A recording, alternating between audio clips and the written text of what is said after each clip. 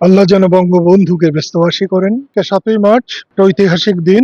এই ৭ই মার্চ না হলে স্বাধীনতা যুদ্ধ হতো না। স্বাধীনতা যুদ্ধ না হলে আমরা বাংলাদেশ পেতাম না, আজকের এই অবস্থানে আসতে পারতাম না। আমাদের অনেক দুর্বলতা আছে, সফলতাও আছে। সেই জন্য আজকে ৭ই মার্চ দোয়া মাহফিলের আয়োজন করেছিলাম এবং সৌভাগ্য যে আমাদের মাহে রমজানও চলছে। দেশবাসীর কাছে আহ্বান করব, বাংলাদেশ থাকলে ৭ই মার্চ থাকবে এবং ৭ই মার্চ থাকলেই বাংলাদেশ। পৃথিবীর ইতিহাসে বেশ কয়েকটি বক্তৃতার মধ্যে অন্যতম ৭ই মার্চের ভাষণ। ৭ই মার্চের বক্তৃতা যখন আমরা শুনতাম মুক্তিযুদ্ধের সময়, আমাদের মনে হতো যে প্রত্যেকটা ব্যাপার আমাদেরকে নির্দেশ দেওয়া হচ্ছে। কোনো দিকে তাকিয়ে কোনো অভাব হতো। অস্ত্রের দরকার, খাদ্যের দরকার, মানুষকে দেখাশোনার দরকার, মানুষের পাশে দাঁড়ানো দরকার, সবকিছু ছিল এই মহান ভাষণের মধ্যে।